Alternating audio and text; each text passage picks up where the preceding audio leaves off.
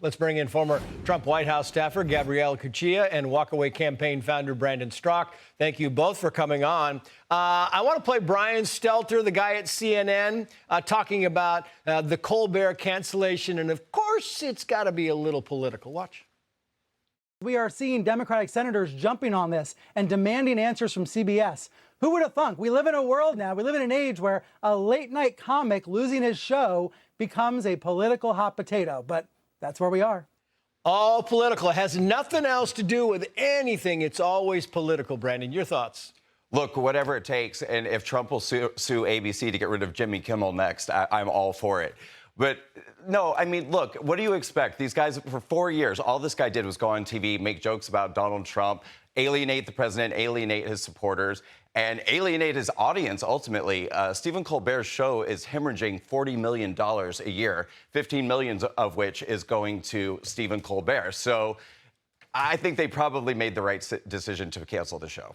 Meantime, the Washington Examiner writes the following here. The year's second quarter ratings showed, as Brandon was talking, Fox News Gutfeld dominating late night television with an average of 3 million viewers. The Late Show with Stephen Colbert came closest to Gutfeld's viewership among the late night television show, averaging nearly 1.9 million total viewers. So Gutfeld's pulling in an extra million or so viewers.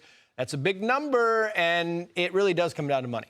And 110% comes down to money. I mean, at the end of the day, politics, I don't like to say that politics is a business or that, news can be a business, but it is in and of itself. And so when you look at something like Colbert or an individual like Colbert that is totally missing the point, and all of his jokes are driven by politics that most of America is not on board with. I mean, he's basically talking to himself. If I talk to myself in a mirror all day long, I'm not getting paid for that. So why should he?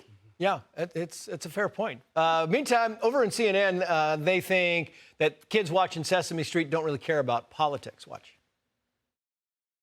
But, everything being filtered through this sort of righty-lefty frame, I think is really actually a sad statement on where we are as a country. Like, kids watching Sesame Street really don't care about your politics. They don't care about your politics, Brandon, but they're being force-fed politics, like some non-binary issues they like to bring up, like the following.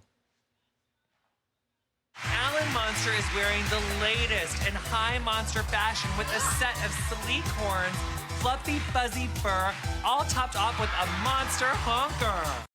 Despite what CNN is saying and others, they really can't stay at politics. They have to put their foot in politics. I think the left seems to never understand that they infiltrate everything and they insert their opinion everywhere, and they're so used to getting away with it that they don't even realize that they're doing it half the time. They'll be teaching kids lessons about how ICE is bad, how we should allow illegal immigration, about LGBTQ issues, and every woke thing that you can possibly imagine. How would they feel if we put Bert and Ernie in MAGA hats? How about that? Yeah. I mean, it's exactly right. And that's the whole thing, is that's the next step. And they're like, what? That's not political? There's nothing political about that at all. CNN, by the way, questioning whether or not Donald Trump actually got shot in Butler, Pennsylvania. Watch. He supposedly got shot in the ear. We never heard from his doctors on that. Did you say supposedly? But we can hear from the doctors. We would always hear from his doctors. Did we hear from his doctor? He had blood on his face? Where did it come from? Hold on a second.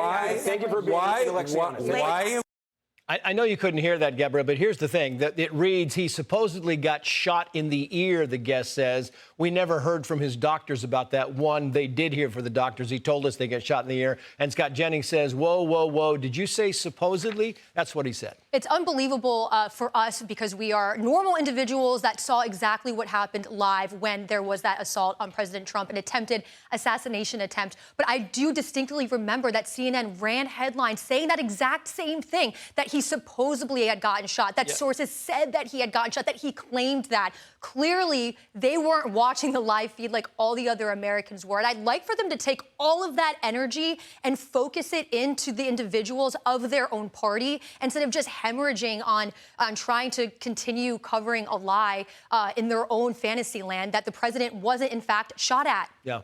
And the doctors, went over specifically exactly where, exactly what the damage was to the ear. So for them to say, oh, the doctors and everything is absolutely. And a man was killed. Yeah, and a man was killed. And two men were severely injured. Yeah.